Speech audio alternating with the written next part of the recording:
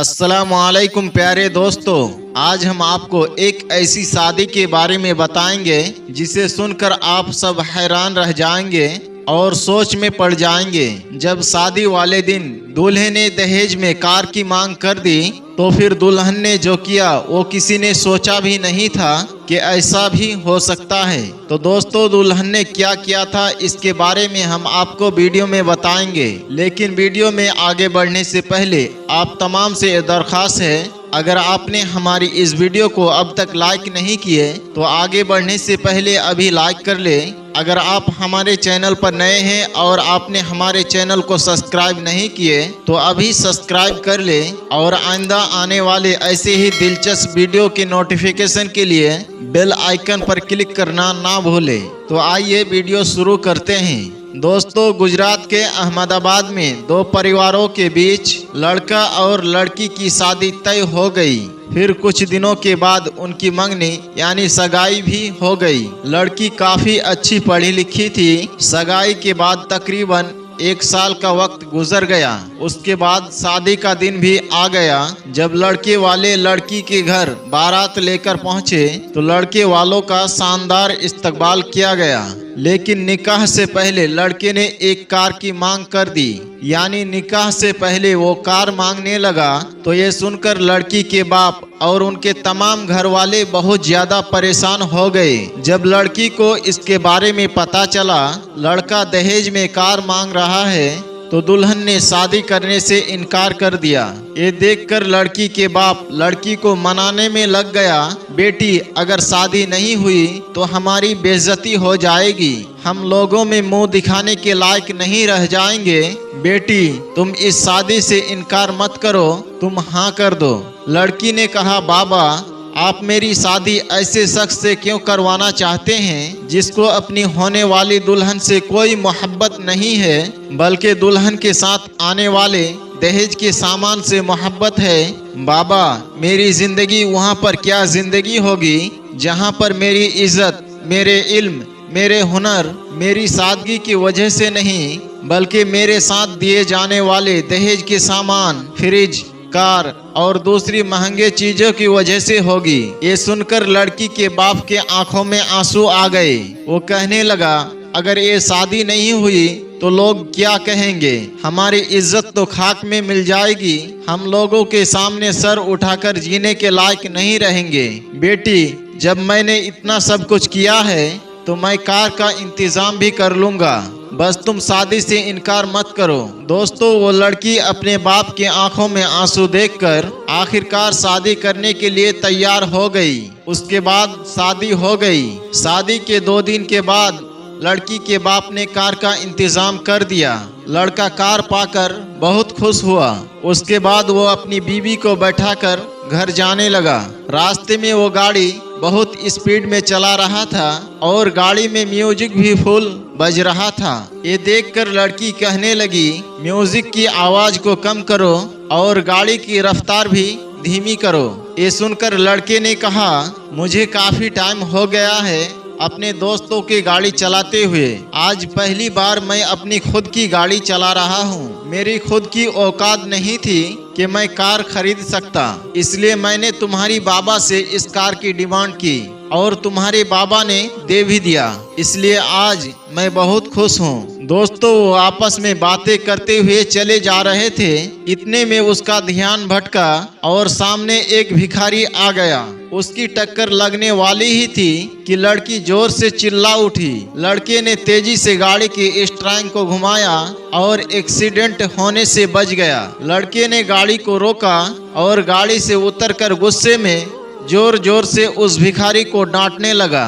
लड़के के मुंह में जो कुछ भी आ रहा था वो भिखारी को बोलता जा रहा था। लड़के की इस हरकत को देखकर उस लड़की को बहुत बुरा लगा। लड़की गाड़ी से नीचे उतर आई और उस भिखारी के पास जाकर उसको उठाया। उसको पता चला कि वो भिखारी अंधा है। उसके बाद उस लड़की ने उस भिखारी को बताया, बाबा, हमारी नई नई शादी हुई है, हम दोनों आपस में बातों में मशगूल थे, इस वजह से हमारा जहन भटक गया, आप हमें माफ कर दीजिए। उसके बाद लड़की ने उस भिखारी को अपने पर्स से निकालकर 100 रुपए दे दिए और कहा कि बाबा आप हमारी तरफ से इस पैसे से मिठाई खरीद कर खा लीजिएगा। लड़की उस भिखारी से बातें कर रही थी। इतने में वो लड़का बोला, तुम जैसे लोगों के वजह से ही ये भिखारी सर पर चढ़ जाते हैं। ये लोग ऐसे ही होते हैं जो जानबूझकर गाड़ी के आगे आ जाते हैं ताकि इनको बाद में इसके बदले पैसे मिल सके। ये सब भिखारी ऐसे ही होते हैं। ये सुनकर उस लड़की को बहुत बुरा लगा। वो लड़की अपने शौहर से कहने लगी, ये जो भिखारी होते हैं ना, ये सुबह उठकर दर दर भीख मांगते हैं, तब जाकर इनको थोड़ा बहुत कुछ खाने पीने को मिल जाता है। और जहाँ पर मेरे बाबा ने मुझे पाल पोस कर इतना बड़ा किया, उन्होंने अपना सब कुछ आपके हवाले कर दिया। आपने जो कुछ भी मांगा था वो सब कुछ आपको दे दिया। अब आप ही बताइए, यहाँ पर असली भिखारी कौन है? वो जो गाड़ी के नीचे आने वाला था या वो जो गाड़ी चला रहा था? दोस्तों, अपनी बीवी की जबान से ये बातें सुनने के बाद लड़के के होश ठिकाने आ गए। उसके कान ऐसे खुले कि खुले के खुले ही रह गए। उसे इस बात का एहसास हो गया कि यहाँ पर असली भिखारी कौन है। उस लड़के ने शर्म के मारे अपने गर्दन को नीचे झुका लिया। यहाँ पर असली भिखारी तो वो लड़का था। उसे इस बात का खुद एहसास हो गया था। लड़की की इन बातों को सुनकर उस लड़के की आंखें आंसुओं से भर आए। दोस्तों, दहेज मांगना भीख मांगने से बदतर काम है। दहेज मांगना वाकई बहुत बुरा काम है। अगर कोई बाप अपनी बेटी को खुशी से कोई सामान देना चाहता है तो दे सकता है, लेकिन कुछ लोग भिखारियों की तरह लड़की वालों से दहेज की भीख मांगते हैं। ये सब बिल्कुल गलत है। जो लोग इस तरह से दहेज के बदले अपने बेटे को बेचते हैं, लड़की वालों से दहेज की भीख मांगते हैं, वो लोग खुद अपनी दुनिया और आखिरत का नुकसान करते हैं। दोस्तों, हम सबको इस बात का एहसास होना चाहिए कि दहेज माशरे में एक बहुत बड़ी लानत है। दहेज की वजह से न जाने कितने लड़कियां हैं जो अपने घरों में बैठी हुई है और उनका हाथ थामने वाला कोई नहीं है। हर लड़का या लड़के के माँ बाप अपने लड़के के लिए अमीर लड़कियों का रिश्ता तलाश करते हैं ताकि अपने बेटों का सौदा करके लड़की वालों से दहेज के नाम पर अच्छा खासा माल कमाया जा सके।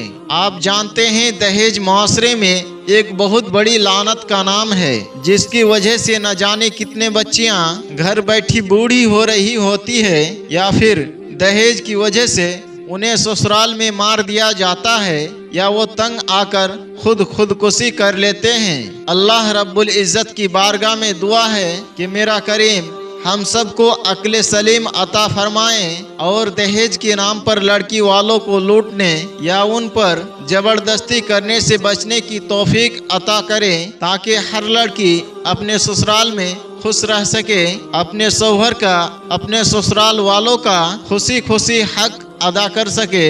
किसी लड़की पर कहीं किसी तरह का जुल्म ना हो। अल्लाह सबको अपना हिफ्ज़ व अमाल अता फरमाए।